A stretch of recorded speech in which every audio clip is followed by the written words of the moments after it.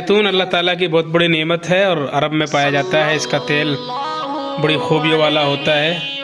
कुरान करीम ने बाकायदा इसकी कसम खाई है, वह तीन व जैतून।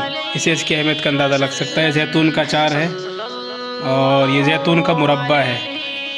ये ब्लैक वाला मुरब्बा है, ये ब्लैक मुरब्बा है और ये ग्रीन वाला मुरब्बा है। जैतून अखज़र,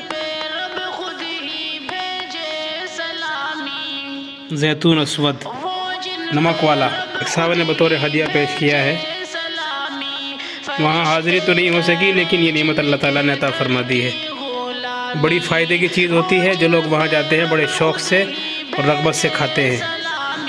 अल्लाह उन्हें अच्छा बदला अता करे, खुश रखे, उम्र में, ज़िंदगी में, सेहत में, इल्म अमल में, हर चीज़ में अल्लाह बरकत अता करे। बेहतरीन बदला अल्लाह उन्हें अता फरमाए। ये कीमती हदिया और तोहफ़ा पेश करने पर दियार हबीब का ख़ास तोहफ़ा।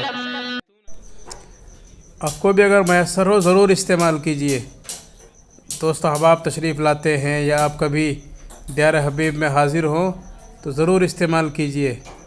दियार हबीब की जिस तरह हर चीज़ मुमताज़, नुमाया और बड़ी खूबियों वाली है, ये जैतून भी वहाँ का एक मशहूर फल है और बड़ी इफ़ादियत का हामिल है।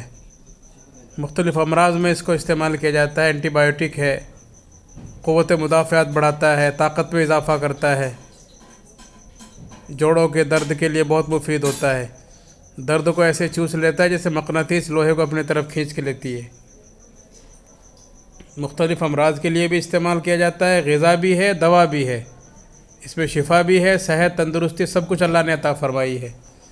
अगर मैसर हो और मौका मिले और कहीं से नसीब हो जाए, ज़रूर इस्तेमाल कीजिए और ज़िंदगी को खुशियों से भर लीजिए। अल्लाह खुशियों से और सेहत से आपकी ज़िंदगी को भरपूर करे।